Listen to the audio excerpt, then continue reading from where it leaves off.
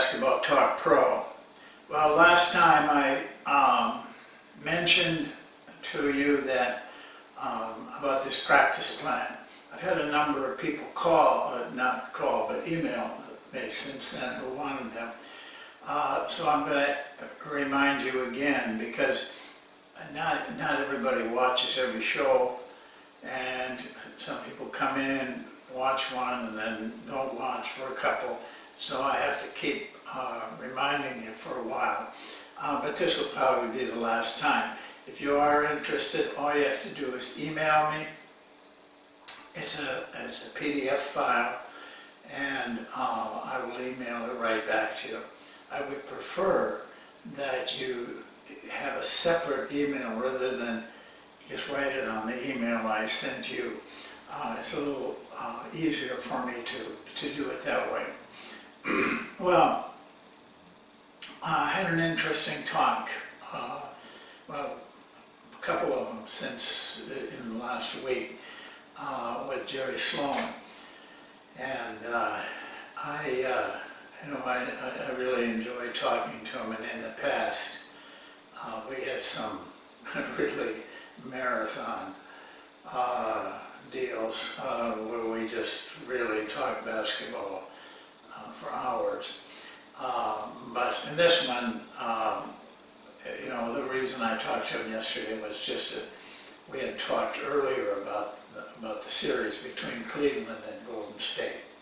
And after watching part of that game, not all of it, but I will because I had recorded it, one of the things that really came out to me, and has almost every time I watch Golden State, is their ability to cut and how many points they score off of cutting. Very simple. And I brought this up to Jerry and said, their basketball is so simple. They have taken one aspect and just made it really important. They cut and get open, and they cut and get good shots. It's so different from the pick and roll and stand around waiting for threes, kind of. But they still get threes because there's so much movement that they can create them. Of course, with Curry, he just takes some amazing shots, basically bad shots. As Jerry said, they're all bad shots, but he makes them, and makes them at least a great rate. But he pointed out something to me. He agreed with the cutting, but he pointed out something else to me that should be very evident, and is very simple. They pass well. They see. This is the important thing. They see the open man because they're looking for the open man. Many teams have open men from cutting, but the passer is so wrapped up in other things that he doesn't see it, or he tries to move the ball too quickly. I've spoke to you before about this, throwing the pass quickly around. It looks nice. The announcers love it. They call it great passing, whatever, and movement, and but get nothing done. Golden State looks for people. They look for cutters. They don't know where they're coming from, but they're aware for them. I thought it was, here we came up with two very simple things that you should be doing, at a very low level of basketball. You should be learning it. But they have taken it to a very high level. And I admire the coaching staff for either emphasizing it or allowing it and not stopping it. Some coaches, have to have control. They want things more controlled. I think Golden State has kind of opened their eyes to the NBA hopefully, that we'll see more teams with movement, cutting, that kind of thing that makes the game so much more interesting. Well, today is kind of a different format, not format, a form of improvisation. This is the last drill we'll show you in improvisation, because this is the last drill that I do. And it's a little different. There are the same basic cuts that we talked about last time in Improvisation 102, I guess I call it. But they come up differently, and that's the beauty of this particular drill. Though I simplify it a little bit more than the other two. But the beauty of it is that it's such a different look at the same thing. Once you have those basic cuts that I showed off a screen in the very first screen away, then you can incorporate them many ways. And we have no way of knowing where they're going to avail themselves when the opportunity is there. It will all look different in a game, other than what we see in these drills. But these drills give you options and make you aware that there are possibilities here. And an easy way to create something, what we call improvisation, that the defense doesn't know or hasn't seen it because the people doing it haven't seen it before. They just are doing it spontaneously. It's a terrific basketball.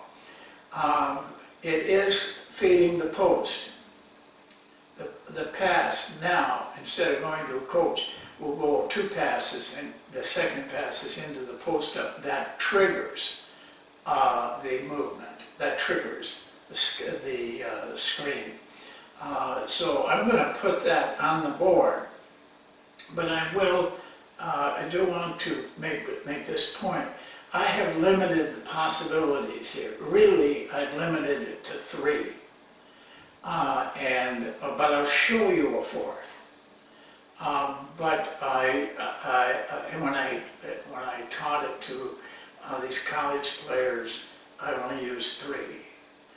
It's plenty, because it's very difficult to get players, when they feed the post, to remember to run the split, and players may be way out of position to run the split, but you can still run it. It's a little bit different angles. So that's why I don't do much more than the 3, because I've found that's difficult enough for the players. But it creates a lot of movement that the defense has never seen. So let's go to the board now, and I'll show you what I mean. Well, we'll start. Let me show you the setup for the drill, and then the drill itself. As I told you in the introduction, we have a postman on this, and we throw an extra pass. We don't have a coach. We set up the drill like this, like we always do. We have a line out here where a guard would normally play. A wingman here with some replacements behind them. I'm showing 3 postmen right now. You can do it with 2 very easily. A lot of times that's what I do. But these 2 will exchange. Somebody from that line and this guy, he'll run a position, go to the end of the line. This guy will come in. These 2 lines exchange this way.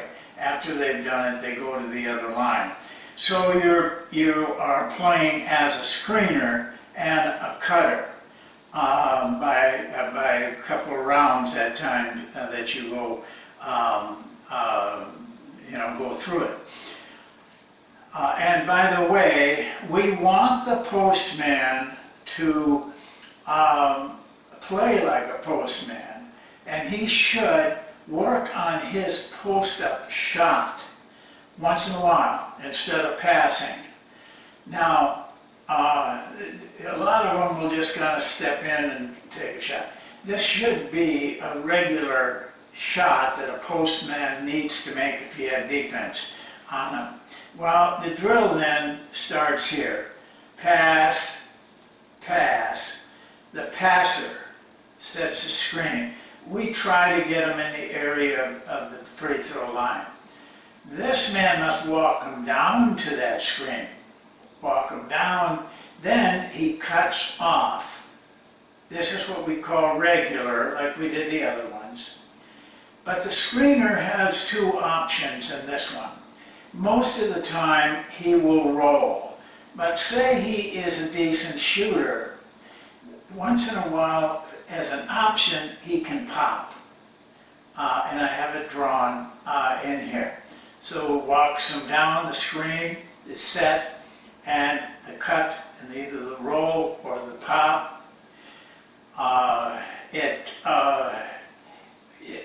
We want this though to be run correctly, and I'll make a point here. The screens, we don't set these real body pushing type of screens because they delay everything. We prefer to work with quickness. So this is a screen, but we're not going to go hunting all over for them. And it's up to this guy to get him in there. And we want to be free to move off of that screen. And so this is a very basic first cut. We emphasize in this drill, in all of our improvisation drills, we emphasize correct passing. And in the film you'll see next session, you'll see me make a big point of that. Making good passes here. Not just throwing it or bouncing it in, lobbing it in. No, a very good pass. If you're going to bounce it, it's got to be a quick bounce, not a slow one. So, and the same thing here. These guys need to work on the various things they can do to feed the post up. Feeding the post up, very important part of offense. So that's our drill, and we just started that way. And you'll see in the film they get pretty good, pretty quick at it. That's the regular. Now over here, the drill is the same. The screen is set. This time though, the guy walks him down, and this is the back cut and the pop.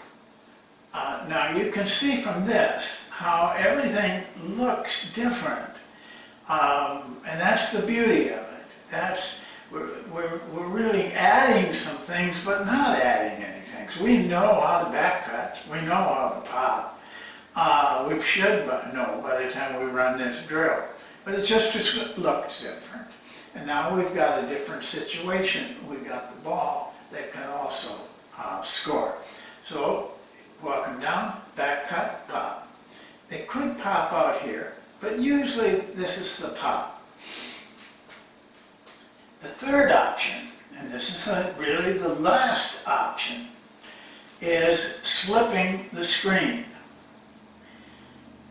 Passes, just like that. He goes in to set the screen. He walks him down the same way. We want to get him in that position. But instead of setting the screen, he slips it. This guy comes around behind him, is the best move, but he could pop directly back. But what you're going to find is that this guy kind of is laying off anyway, and this becomes the best shot for him. We slip the screen. We all know what slipping the screen is. We've gotten good at it in the other drills. The one that I didn't show these players, and I a lot of times don't show this, but it is an option. If we have a team that's been doing this for some time, I'll give them this option. pass, pass, pass. He starts like he's going to go set a screen, maybe a step or two, and then he cuts baseline. This guy's walking him in, just like always. He sees that baseline cut. He must react to it and come this direction, which will a lot of times free him up for the shot. A lot of times on this, we miss this guy, but a lot of times he's really open, almost like a handoff in football, and go in for a layup. When I was with Cleveland, Ricky Davis and Z ran this to perfection, and Z was good at looking at Ricky cut. Of course, Ricky was very quick, but if the man was a threat, a defensive man, a lot of times wasn't because Ricky was so quick, but if he did, Z would just turn and hit him down here. Got a lot of easy shots. I wouldn't recommend that unless you have a player that's got some savvy. That's all there is. There's nothing complicated about this, but it is leaning into what a lot of Golden State does. They're getting cuts and they're making good passes. Simple basketball, but very, very effective. And you watch them, and you'll see if you keep your eyes on them and really watch the game and look for things.